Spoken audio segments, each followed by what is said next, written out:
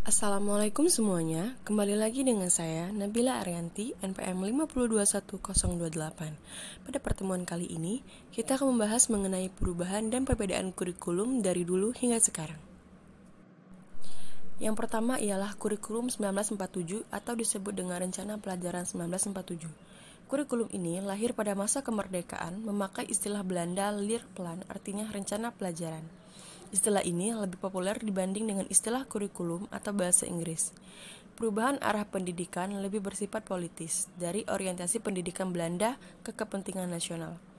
Karena masih dalam suasana perjuangan, pendidikan lebih menekankan pada pembentukan karakter manusia Indonesia merdeka, berdaulat, dan sejajar dengan bangsa lain di muka bumi ini.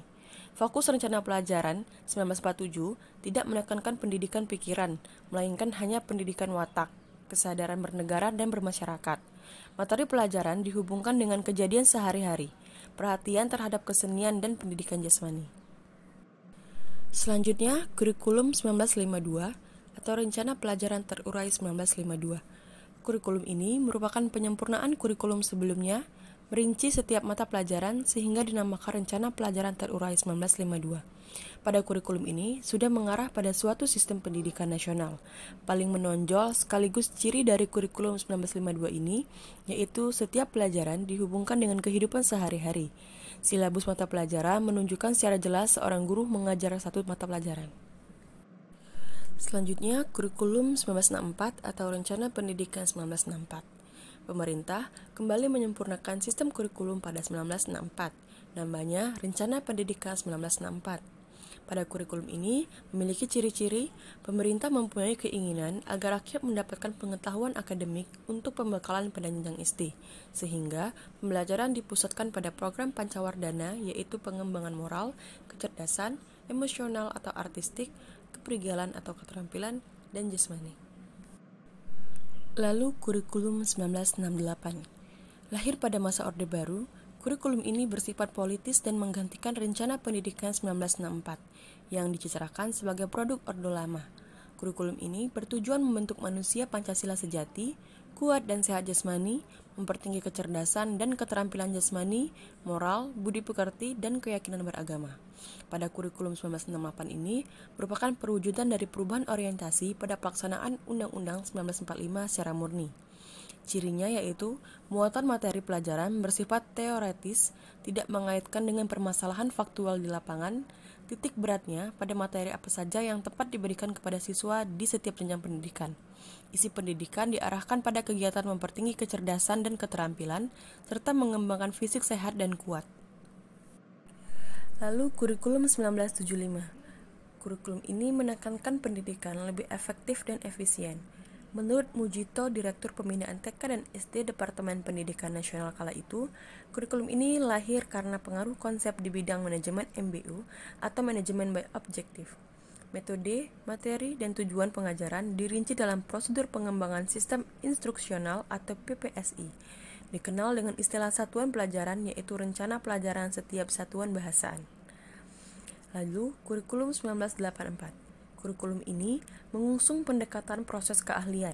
Meski mengutamakan pendekatan proses, tapi faktor tujuan tetap penting. Kurikulum ini juga sering disebut kurikulum 1975 disempurnakan. Posisi siswa ditempatkan sebagai subjek pelajar. Dari mengamati sesuatu, mengelompokkan, mendiskusikan, hingga melaporkan. Model ini disebut dengan cara belajar siswa aktif atau CBSA. Selanjutnya, kurikulum 1994 dan suplemen kurikulum 1999. Kurikulum 1994 merupakan hasil upaya memadukan kurikulum-kurikulum sebelumnya, terutama kurikulum 1975 dan 1984. Sayang, perpaduan antara tujuan dan proses belum berhasil, sehingga banyak kritik berdatangan disebabkan oleh beban belajar siswa dinilai terlalu berat, dari muatan nasional sampai muatan lokal. Misalnya, bahasa daerah, kesenian, keterampilan daerah, dan masih banyak. Akhirnya, kurikulum 1994 menjelma menjadi kurikulum super padat. Lalu ada kurikulum 2004. Sebagai pengganti kurikulum 1994 adalah kurikulum 2004, disebut dengan kurikulum berbasis kompetensi atau KBK.